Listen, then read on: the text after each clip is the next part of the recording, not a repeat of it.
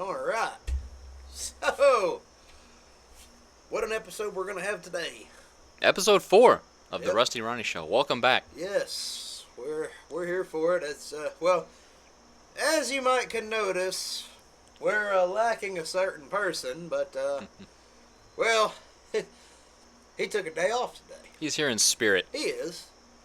He we'll give him a chance in another episode to tell his story of why he wasn't here, but just know, of course, knowing Jason, it involves NASCAR. Always.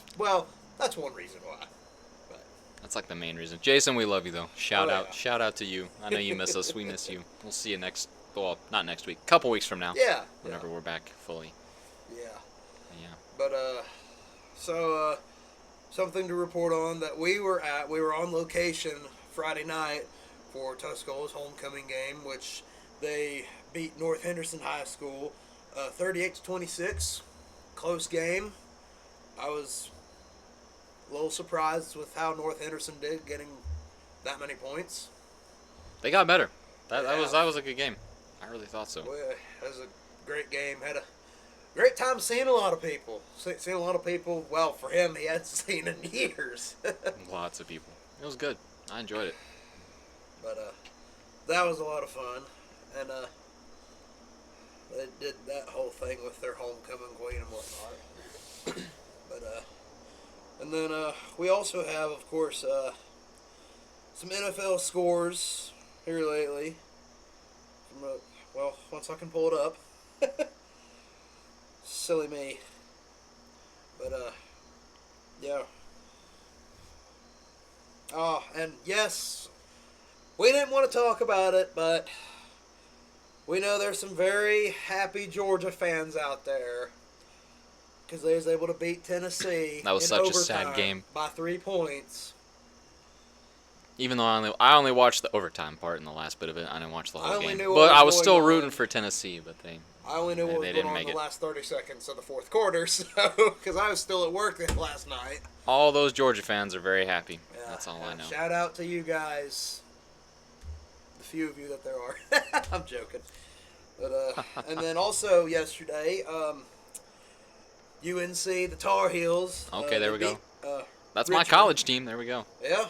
Yeah, They got to win. they did against. From what I understand, when it comes to sports, a lower school. I could be very wrong, but. And then today, our Tennessee Titans didn't do very well. My actual NFL team. They lost to the Bad. LA Rams 33-19. What a time. That was their first game, wasn't it? I think for the season. No, this was their second game. Oh no. Yep, second game. The Tennessee Titans are now 0-2 for this season. Yeah. Starting it off real strong. But Gosh. on a good note, the Cincinnati Bengals beat the Jacksonville Jaguars 31-27, Hey, there we go. which was good. So the Cincinnati Bengals are now 2-0. Let's keep that up. Maybe they'll get a Super Bowl. We'll Hey, find I out. would love to see Joe Burrow Oh, Joe finally Burrow. win a Super Bowl. Hey, that would be great. And then, I wouldn't be mad if they did, honestly. Oh, yeah. I'd like that. But currently, this will change by the time this episode is uploaded. It's the fourth quarter with 1 minute and 48 seconds left between the Panthers and the Cardinals, and the Panthers are down. It's 22-27. Panthers have the ball currently. So, hopefully they'll get a win. That'll put them at 1-1 for the season so far. Come on, guys. Let's. Maybe they can kick it in overdrive and they'll pull a win We out of only have somewhere. one timeout left according to this on Google. So, according to this live update. We'll give you a live update whenever if they win Sure, or lose. yeah. Might as well. But also, yeah, we're getting much closer to Halloween. Not even one. Well, not one. Technically, one more month, right? Technically, or no? Wait, October's next. I forgot. About a month and a half. Month and a I half, believe. not a month, Yeah, at least. Let me get on the calendar. Yeah, because Yeah. the 14th day. Yeah, so no, month and a half Yep, or until almost. the spooky season. Yeah, well, I'm already in it. Oh yeah, you've been binging multiple I have, scary I'm movies. getting ready to finish Scream 6, so that will finish out the Scream franchise, and I'll move on to A Nightmare on Elm Street with Freddy Krueger. That's the way I'm doing it is how long the franchises are and how much I actually like the characters a little more than the other. Which is why the Halloween franchise, I will, as they say, save the best for last. Save the best for yeah. Obviously, I'm probably only gonna watch the first one, and then follow it up with the one from 2018. Okay. That prequel, because those are really the only. Well, mean obviously the the one from the obviously the best one's the one from the 70s. I'm gonna start that off because that's Yeah. the good one. But then I like the way they kind of tried to end it with the 2018 one. Now the other two after that, I'm not watching that. There are some people who their timeline is Halloween 1978 and Halloween 2018. Yeah, that I fully agree with that one. I Okay. I prefer that one. The way I like to do it, we have I like them all in the order they go. Yes, including the third one. To me, it's in there. It's in the universe. That's true. Just not in Haddonfield, Illinois. I like it because it all flows. I mean, sure, you have the Rob Zombie ones, which are different. Different. I'll Yeah. put it that way. But I can still throw them in the mix. The way it all goes on up in the old cranium. What about Friday the 13th? Because there's like what? There's like 12. 12 movies with that. Yeah, I know They're there weren't one as many. movie behind Halloween. Halloween Oh, is okay, 13 yeah, 13 movies. Yeah. Friday the 13th is 12. And the order that they were all released in is the way I would watch them. From the first one all the way to the end of the reboot. Mm-hmm. Do you believe the 2009 reboot of Friday the 13th is almost 20 years old? That makes me feel old. Just hearing that it's We about to were be 20 years old is 2009. wild. We were It's like 6 no or 7. 7 going on 8. Yeah, 7 going on 8. Yeah. That's wild. 20 years is a long Depending time. the time of year, we would have been in first grade, finishing first grade, or going into second grade. Wow. One of the two. Yeah, that's Yeah, That's that is awesome. a long time. there was barely an iPhone. Now they're like what, the 17? iPhone 17? This week, I think, or it may have already happened. The 17 and 17 Pro, 17 Pro Max, and iPhone Air were released And then they'll be out with the 18. next year. Oh my gosh. I'm waiting for the iPhone 20 to see how ridiculous it's going to look. That's going to look funny. If it looks like all the concepts and stuff that people have uploaded online, Probably like 16 little cameras on the front of it. But We don't that's really all. Isn't need that all they that, do? That's but- all they do is update the storage and the camera now too. That's basically it. There's I nothing bet else the really to update. 17's going to have a better battery, a more powerful battery. Powerful battery. That's what I would love. I believe the Pro Max is going to have a That's bigger battery. Bigger battery, yeah. I Probably. think. And I could be didn't you wrong. say a terabyte of storage too? I've seen where you can get it for 2 terabytes of Or storage, 2 but terabytes. that'll run you probably Yeah, nearly $2,000. $2,000. Not for me. I'll just take a No. terabyte. Yeah, I'd be better off with a terabyte. But so yeah, that's got that out of the way. That's some current stuff going Mm-hmm. on. We yeah, quite interesting. Mm-hmm. We got our upcoming trip in less than 2.5 days, 3 days technically. Yeah, 3 more days. Yes. We'll be taking a little break. Yeah. Well, break, but we'll also be. We're gonna film episode 5 down We will there. have an episode for you guys next Sunday. Do not worry. We will. Don't worry. At a No. completely a third location. Yes. It's gonna be yeah. Be on location, literally. Yeah, on location, for literally. The show, not just for us, just for but for the show Oh, too. yeah. And Perfectly. everyone mark on your calendars September 27th, the Smoky Mountain Truck Fest in Pigeon Forge at the Sevierville Convention Center. Not the LeConte Center, Jason. For those of you who don't know that story, last year, actually a year ago today, me and Jason, we took my truck, we went to my very first rod runs, which was amazing. I had a blast. And at the same time, Smoky Mountain Truck Fest was going on, which a lot of people know there's all sorts of big jacked up trucks. Mainly diesels. You got some gassers down there. But, well, on our way down there, Jason thought it was going to be at the LeConte Center. So that's what he put in his phone. And when we got to the LeConte, we weren't far from the parking lot, and he pulls it up and realized then The Smoky Mountain Truck Fest was at the Sevierville Convention Center, which we'd already passed way before, and was not at the LeConte Center. And he felt so bad. I think he thought I was mad at him. I was not, but it does make for a pretty funny story. That's why I had to bring that up. And I know he probably won't see this, but shout out to the king of squatted trucks, Brett Michaels from Myrtle Beach. I met him a year ago today. Wonderful guy. Absolutely hilarious. Yeah, if you want to see my picture with him and a video I filmed of someone just, beating the box off their truck and he's in it, just go to my personal Instagram because it's on there still. But, yeah, that last year it feels like a fever dream. It was so unforgettable. And we planned to go this year, but due to our trip and Smoky Mountain Truck Fest and other factors, financial factors and work factors, we could not go this year. But hopefully Rod Runs fall 2026. The rest of Ronnie show, us main hosts, should be there. Hopefully. I'm excited for next year. Yeah. It'll be fun. And then also the same weekend at Smoky Mountain Truck Fest for my Haywood County people, our Haywood County Fair is going on. So once we get done at the truck show that day, we will be back here in time that night to go to the fair. So 27th, we're going to have a big day ahead of us. Busy day. If you see us at the fair, come say hi to us. Yes. Get a handshake, get a picture. Yeah. Whatever y'all like. We will be there. We'll maybe even Full get you force. a little interview on the spot. You never know. Yeah, if you want an interview on the spot, we'll put it in the next episode. Or we can put it on the Instagram page. Instagram page, we can. Yeah. Pre-interview. And yeah, sure. But yes, we know now that we may have to expand the guest list some more.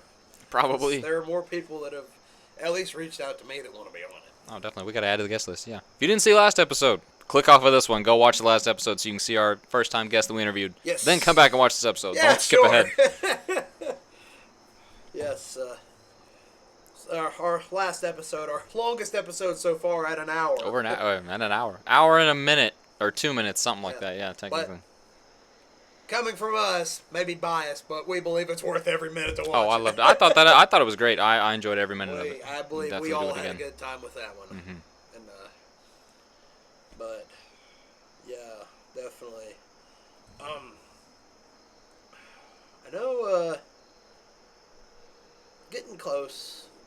I just wanted to highlight this because for those that don't know, which is a lot of people, well, they know we love Star Wars. Oh yeah.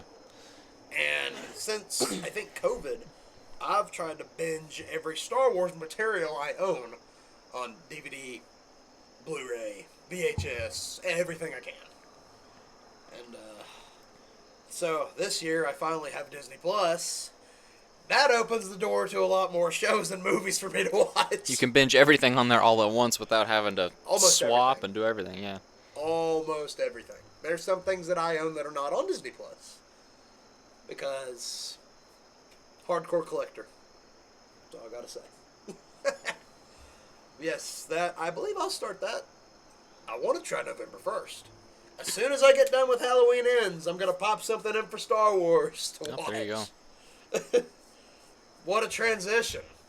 Horror movies to Star Wars. Yeah. You're doing better than me. I'm still binging, well, I'm not binging Game of Thrones. I'm still watching it all the way through to try to finish it. I'm on season 4. And then I'm still binging Law and Order. I've been binging it for about 2.5 years at least. I was going to say, you've been binging Law and Order since you're still in the military. Well, I finished the regular Law... Well, I didn't finish the regular Law and Order because I'm trying to coincide it with the timeline. I don't like skipping around. Well, Peacock doesn't have seasons 1 to 12, so I've only seen bits and pieces on TV, so I actually don't know what happens from that. 13 to 20 I watched, and then they took 21, 22, and 23 are gone. I only saw part of 22 before. They're not on there. Season 24 is on there, and it's still going, so I'm waiting to do that one. Then I started SVU. I'm on season 15 SVU, and then I kind of had to stop because I forgot about Law & Order Criminal Intent. I'm on season 3 of that one and trying to work my way to 4. I'm binging it hard. And then there's Law & Order Organized Crime, which is a whole other one with 5 seasons now that I gotta do. Aye. Which I started that one. I already watched part of season 1. Yeah, it's a lot.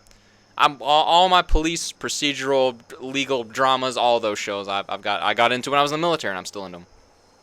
But I am gonna make time for Halloween. Halloween 1, and then 2018. Okay. I'm gonna definitely throw in there. Now, one thing I just thought of, like I said, just now thought of this. Would some of your police shows that you've watched, would you say that they've been somewhat, I guess, help you, like, inspire you for your books? Almost definitely. I started watching Law and Order more after I began writing. Actually, yeah. Well, this latest one that I'm writing, this latest novel right now that I'm writing, it's gonna be Tulsa Sunset. That's the name.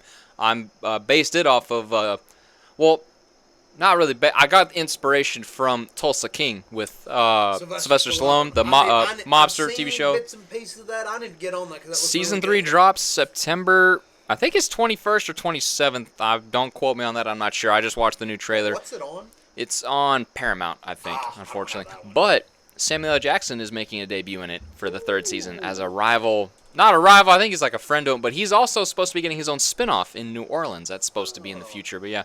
No, that's where I got the inspiration for it's Tulsa Sunset. It's not the same setting, obviously. I didn't make it like how it is in Tulsa King. I was looking for a location for this book, because I'll look up certain locations, because I base it off of, most of my books are pure fiction, but I'll base some of them off of real-life events, and I'll change them. But Tulsa, I thought about that. I was like, that'd be kind of a cool thing for a book, so I was like, Tulsa Sunset, and then today I got to 90 pages, so I'm working my way there. Hopefully mid-October that book will be done, and on Amazon. I'll drop the link below for y'all. You can check out my website. I have 24 published books, so if y'all like to read, I'll have it on there. But yes, no, Law and Order definitely gave me a lot. I have whole novella series for like NYPD Law and Order style series that I'm doing. This courtroom short story series I'm doing. That one's the one. That one I did technically kind of take from Law and Order, but I swapped it up a little bit.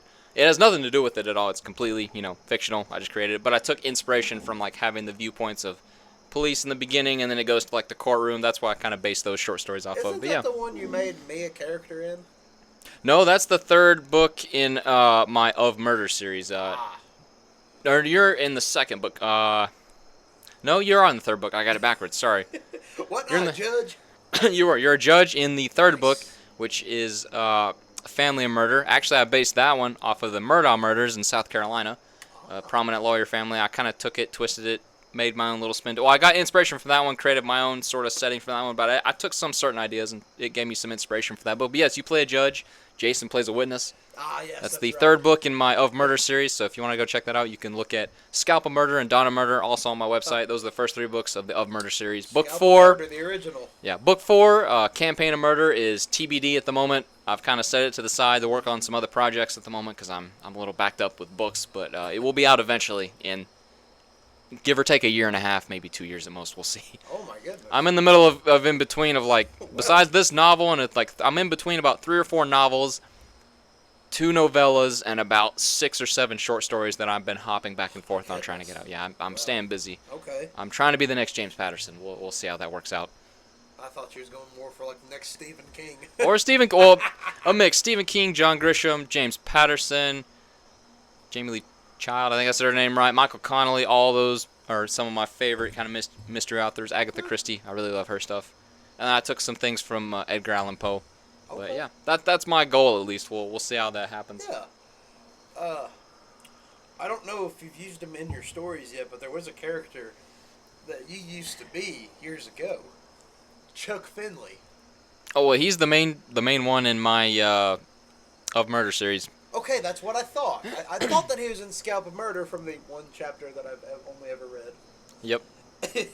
No, yeah, he's the main detective in Scalp of Murder, and then he's for that whole Of Murder series all the way. It's going to be 6 books total that I'm going to have him in. Just to make sure, he was an original character, not nothing you took from anything else. Yes, no, original character. I don't know what it was just years ago when I was a kid. I saw that. Now, what I think there was is that there actually was a famous baseball player named Chuck Finley, but he has nothing to do with that, obviously. It's 'cause there's a million Chuck Finleys in the world, just like there's a million of us in the world with the same name. There are. But, like, nothing to do with baseball. I don't know. I thought like I saw that somewhere, but then for some reason the name stuck with me, and so then here I am years later trying to write, and I was like, what's a good name for a detective? And it popped into my head because I remember we had... I feel like you loosely based him off of... if you've ever watched the movies, Meet the Parents and the Fockers, there was Jack Burns, the father-in-law, who was a secret agent in those movies. For the CIA, yep. And I feel like the Chuck Finley character was loosely based off of him a little bit. Slightly. Robert De Niro's character from those Yeah. movies. Of course, not the same name, but yeah, no, so the baseball player, obviously, that was a real guy. I don't know if he's still alive or not. I have to look that up. I think he was a baseball player. Something in sports. We'll have to look that up. But I took inspiration from that. I was like, that's a kind of a cool name. And then, obviously, for obvious reasons, I was like, let me make sure this is not already like in a book somewhere, because I don't want to get copyright claimed. And I looked it up in nothing, and yeah. Well, according to Google, Chuck Finley, the baseball player, is 62 years old. Okay, and he's still alive. Okay. Well, Chuck, I love you. I promise you, I'm not borrowing your name for anything in baseball. It's completely the other way around. So that's a joke. No, there's a million Chuck Finleys in the world. Yeah, no, but yeah. I thought you'd based him, Chuck Finley, loosely off of Jack Burns from the Fokker franchise. Just kind of slightly. I don't know where I really thought of the name of. I think it's because I saw that somewhere and it just stuck with me. And then years later, I thought, what's a good name? And then that popped in my head. I was like, that's kind of a cool name. Well, there we go. So yeah, Detective Chuck Finley, rookie. That's the origin of the Chuck Finley character. Yeah, rookie cop turned detective, with his esteemed and kind of aging partner, Detective John Walters. They're my two main protagonists for the Scalpel Murder book, and then of course in the other, they're gonna continue on through the of Murder series, through all six books that it's gonna be total. The sixth book I'm tying back in to the first book. It's gonna have about a 25 year time difference. The first book I set in 2001. The sixth book I'm gonna probably set in. Well, by the time I start writing it, it's probably going to be like 2026 or 2027, so it's going to be a good little time gap. Okay. At least. So now, one question I have for Chuck Finley and what was the other one? John Walters. John Walters, yes. Will they get killed in this franchise? I don't want to disclose that information. I do have, so for the, I'll kind of give this little hint out. For the fifth book, I am kind of thinking of doing something with John Walters. Nothing like killing him, nothing like that. You don't have to worry. He's not going to get offed like that. But I do have something planned kind of for him that I've thought about for a while. I've written it out in my notes. I do technically have outlines for these books. I just haven't put it on paper yet, as you say. I've kind of just done little outlines. But yeah, no, not yet. I have some more ideas for them, and I have another prequel I need to do actually. So I have currently technically three prequels, but one of them, it's prequels. It's origin, really an origin stories for the characters obviously I made, but like the characters' origins I put in. It's called Walking the Beat. It's about Detective John Walters when he was younger as a upcoming detective, and then it does have Chuck Finley, but when he's a beat cop, so he's not a detective yet. And then I have another book, He Who Scalps. It's about the main antagonist, the serial killer, the San Francisco Scalper, my main antagonist in the Scalpel Murder. The first book, that's kind of his upbringing. It's kind of a darker twist. Honestly, I think it's a lot more darker than Scalpel Murder. That was my first novel. I was experimenting. I made it kind of dark and devious and scary, because it was. I'd never written anything before, and then so I made He Who Scalps, and I think I made it a little bit worse. But I don't know. It's kind of I was trying to feed into that character and how to kind of bring him up and build him. But yeah, right. I think it's pretty. I've read all of them. Well, read some of them. I need to go back and read my books. I haven't read. I write them and then I forget how to read them. So, but no, certainly very interesting. It's been a fun time. I think honestly, writing has been one of my favorite things thus far. I love it so much. Yeah. I mean, it's good to find something that you like, that you can learn about, that you can do, and then you do it. Oh yeah. It's great. I've taken a lot of inspiration from it. I've been writing. I mean, well, middle school, high school. That's when I was really writing a lot. Wattpad. I got introduced to that in middle school and wrote a bunch of random stuff. And another topic. Going back to Star Wars, he did, and he wrote our own version of the entirety of the Clone Wars. 31 chapters over a period of let's see, 3 years. Almost 6 years, because it took me 3 years of middle school, and then the first 2 years of high school. I finished it pretty early on in high school. Well, and then I had to go back and make some edits and some other stuff, and it was it was really rough writing, because I didn't really know how to write at the time, so it's a little rough when you read it, but it's probably the biggest thing I've ever written, though. 31 chapters, I think. 30 or 31 chapters. I don't remember. I have to go back and look. I might be able to pull it up on It's mine. yeah. But I think the best part about that was how we included ourselves and other people we know Into as the characters. book, yeah. That was probably the favorite thing, creating us as characters and kind of implementing that into the book. It certainly was. It was exciting, and I loved it. I think that's really what gave me more of the inspiration to write more later on, which I kind of quit because other stuff that I wrote, I didn't like it. I was like, this is not that good. It's trash. I don't think I can ever get this published. And then 2022 rolls around. I was bored. Started writing something while I was on my first deployment, and one of my superiors was kind of saw me every day and was like, oh, what do you? I was like, oh, I'm writing a book. He was like, oh, really? And then I had it about halfway done. I let him read some of it. He said, oh, you should try to get this published. And then through Amazon, I found out self-publishing, which is free. You publish it, and then of course when you sell the book, obviously they take their little bit, and you get a royalty. And then I remember making that I sold, I think within the first couple months, I sold 30 copies of that book, and it was great. I ended up making like $30 in royalties, which now I'm sitting at about $250, $260 over this 5-year period. So I mean, advertising is what I'm working on more. I haven't really made a whole lot of money, but really, besides that, like, making the money is cool. But I just honestly, I love writing, and I love getting to tell people about it. But no, that's what gave me the inspiration. But writing that, or putting us in that, that took me a long time. That was a lot, and there was time. I remember there were days that I texted him and asked. I was like, "Are you done with this yet? Are you done? I want to read it. Are you done?" And then I finished and I said, "Oh, I gotta go back and add this. I gotta add this." And then there was stuff, and then of course the way that they, well, I finished it, and then they canceled, what was it, Clone Wars after 6 seasons. Came back with the 7th season, so I had to go back in, peel out of space, and write in all that new stuff. They had to go in added us more. in there, and then I finally was able to finish it off. I think you finally were done with it in 2022.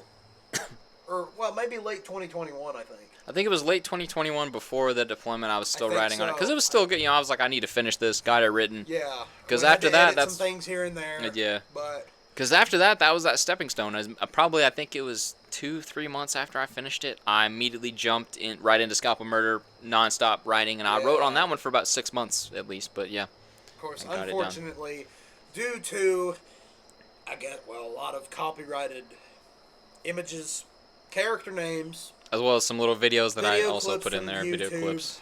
The Clone Wars story will never be published.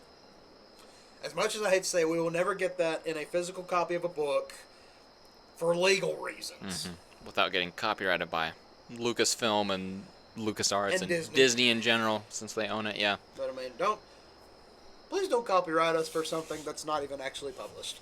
Yeah, no. It's it literally is just a manuscript. That's it. It is, but it's. I mean, to me, it's amazing. Oh, I loved it. I think the chapter, I want to say it was chapter 23 or 24 is the longest. It's 35,000 words, I think. I want to say that's correct. Probably the longest chapter I've ever written. Was super long. Which is, I don't know if I ever read it in full. I've never read the novel I've written right now. I just hit 20,000 words for the entire novel, and it's 90 pages so far. And I wrote a chapter with 30,000 words, which is insane. And it's for one book out of 30 chapters. It's probably, I'd say honestly, I'd say at least 500,000 words minimum, maybe 600,000 at most. Probably. I don't know. Yeah, that just goes to show. I'd have to go add it up because per chapter it says how many words. You just have to take it and add it up, which I'm sure it's probably I'm ballparking it at about 500,000. It could be 1,000,000 words. It really could. It could. But that basically goes to show writing something like that. It goes to show how much Star Wars is important to us in our lives. Yeah. I mean, it has been for nearly 20 years now. At least 20 years. And they're still writing about it. Technically, it's still. They are. They're still writing. And we know 2 years from now, 2027. I believe it's. Y'all will have to Google this. I believe it was officially announced that there will be a 50th anniversary release in theaters of the original Star Wars. If so, I hope that's true because we're going to go. Oh, we got to go. I saw Revenge of the Sith in theaters. That was pretty cool, seeing that anniversary. Me and our other friend, Hayden Smith, we went to see the Revenge of the Sith 20th anniversary re-release, and it was fun. I'll just say this, seeing that on the big screen was way better than watching it on the television. It was. Well, because when it came out, we were, 2-3 years old at least, I think? 2005. Or no, we were... time frame, we were... 4, almost going on 5, I think. No, we weren't even 4 yet. No, you're We were right. 3 going on 3 4. going on 4. You're right. You're right. Yeah, so that was cool getting to see it. Because Yeah. we never saw it in theaters before. It was already out by then. I So mean, yeah. and well, thing about it is, everybody's got their opinions on the prequels, and I do too. And to me, Revenge of the Sith is the better of the 3 prequels. I just Valid opinion. Mine's number 2. I don't know. I just always like number 2 as for the prequels, and then yeah. But I don't know. A lot of people hate the prequels, but I mean, They hey, do, that's fine. it's okay. Me personally, anything that involved George Lucas, I think is good because it was him. It was his vision that he Right. made. Anything after him, well, besides like Rogue One, anything else that really didn't involve him, I'm like, eh.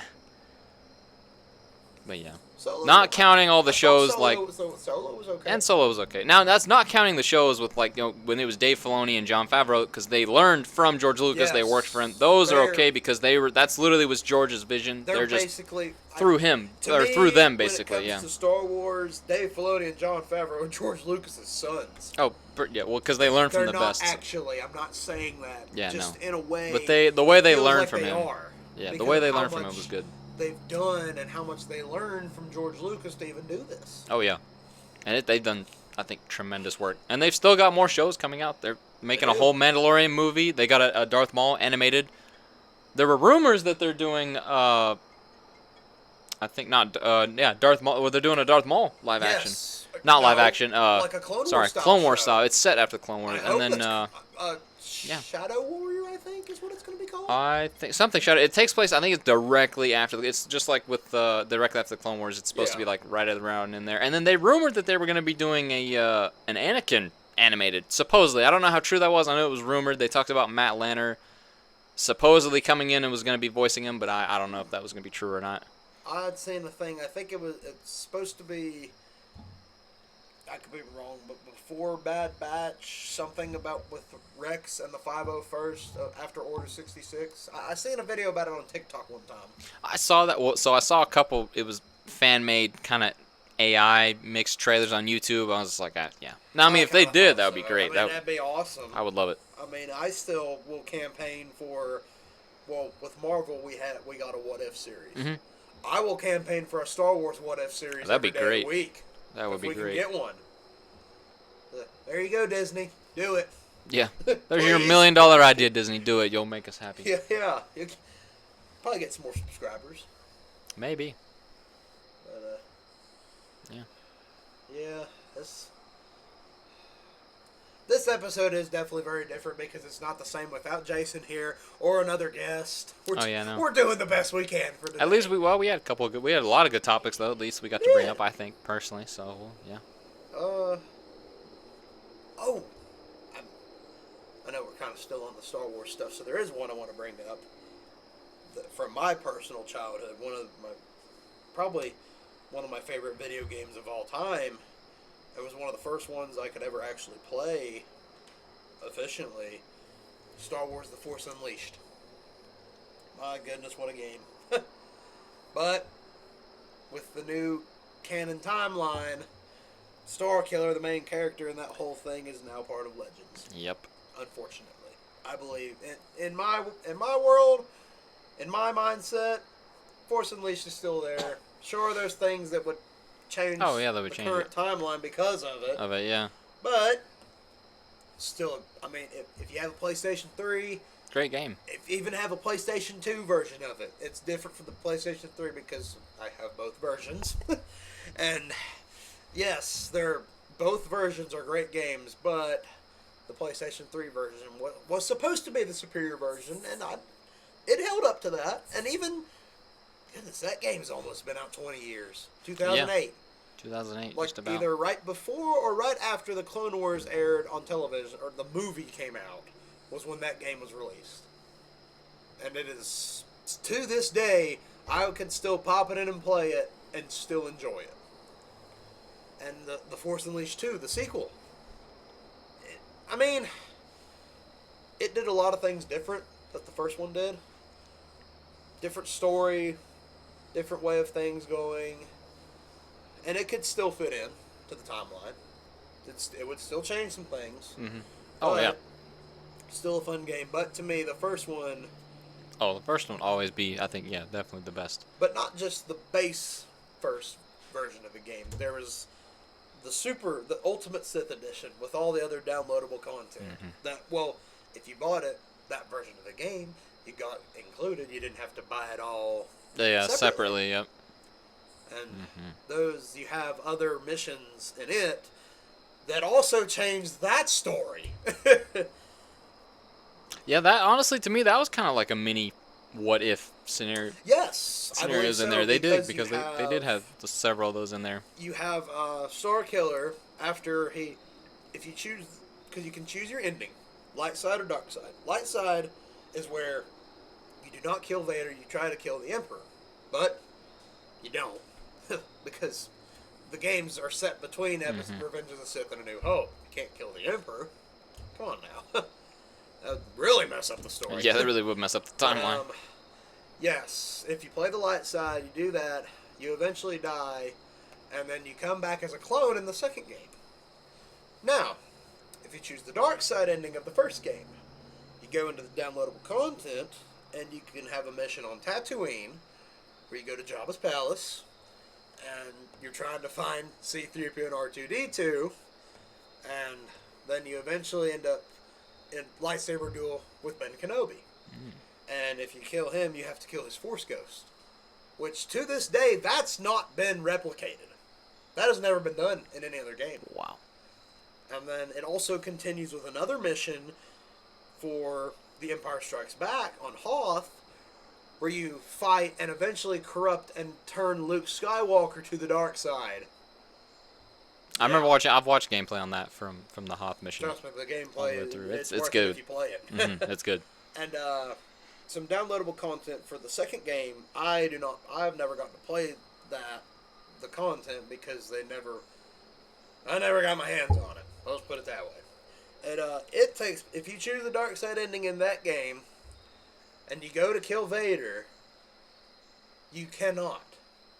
Because your even more evil clone comes up and kills you. Ah. And then he gets sent to Endor to take out Chewbacca and Han Solo and Princess Leia. And eventually that ends with Darth Vader and the Emperor sending the entire Empire after you to try to destroy you.